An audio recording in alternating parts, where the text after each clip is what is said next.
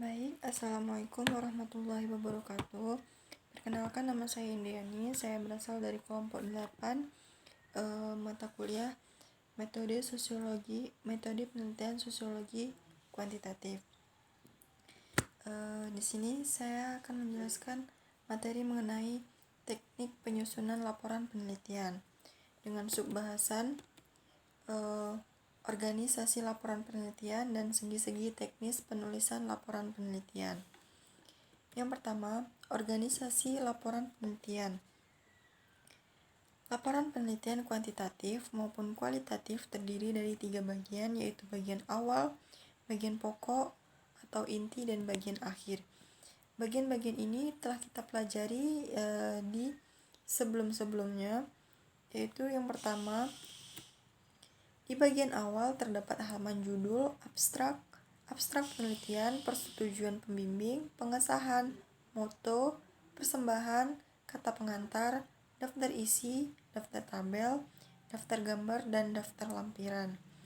Kemudian di bagian inti berisi pendahuluan, landasan teori, kerangka berpikir, pengajuan hipotesis, metodologi penelitian, hasil penelitian, dan pembahasan, serta kesimpulan, saran-saran, dan penutup.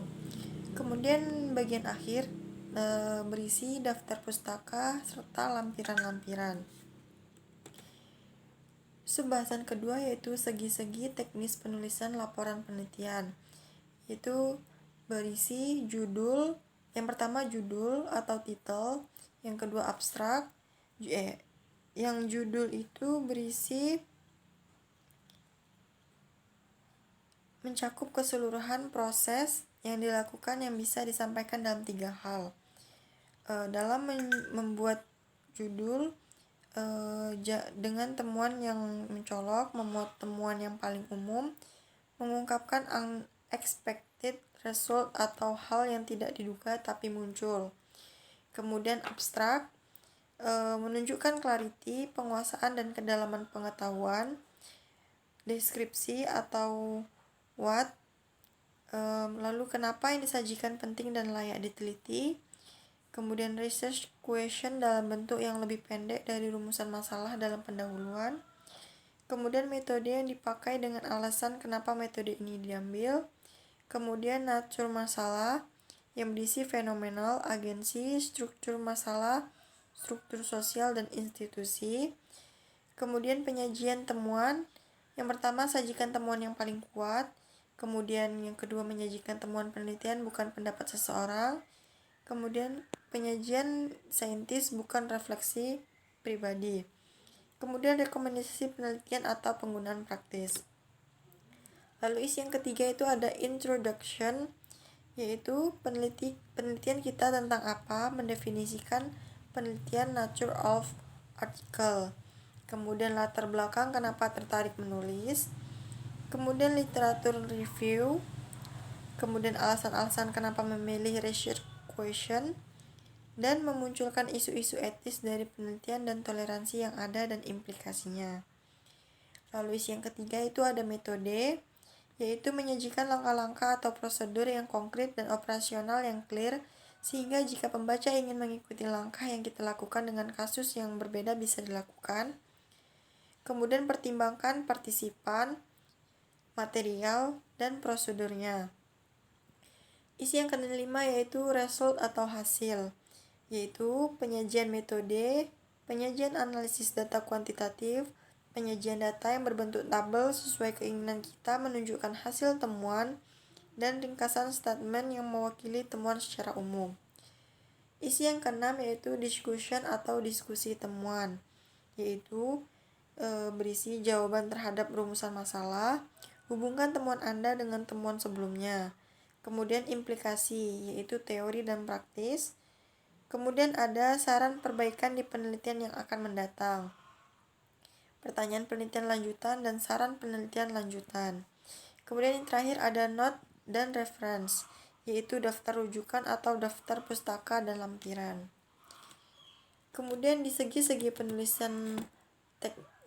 teknis penulisan laporan penelitian ada hal-hal yang perlu diperhatikan, yaitu yang pertama, penggunaan bahasa sederhana dengan tata bahasa yang baku. Yang kedua, hindari pengulangan kata yang sama secara berulang-ulang. Kemudian yang ketiga, hindari penggunaan bahasa klise yang kurang bermakna. Yang keempat, arah dan tujuan harus sesuai dengan makna penelitian. Yang kelima, ada pemisahan antara teori dan hasil penelitian di lapangan. Kemudian, ada ciri-ciri penulisan laporan penelitian, yaitu objektif. Artinya, penulis harus mengungkapkan apa adanya dan tidak mengada-ngada. Yang kedua, sistematis, artinya tulisan menurut alur pemahaman yang runtut dan berkesinambungan.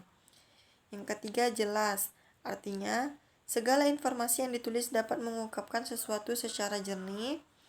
Yang keempat, terbuka, artinya selalu dapat menerima pembaruan apabila ada pendapat baru yang lebih baik dan kebenarannya dapat teruji melalui kritik dari pihak lain. Kemudian yang terakhir, ada logis, yang artinya keterangan yang diungkapkan harus memiliki argumentasi yang dapat diterima oleh akal sehat, runtut, dan nalar. Kemudian fungsi dari penulisan ini yaitu yang pertama, keperluan studi akademis, misalnya skripsi untuk S1, tesis untuk S2, dan disertasi untuk S3. Yang kedua, perkembangan ilmu pengetahuan. Yang ketiga, keperluan publikasi ilmiah. Sekian video presentasi dari saya mengenai materi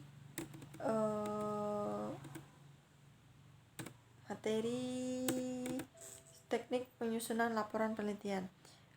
Saya akhiri. Wassalamualaikum warahmatullahi wabarakatuh.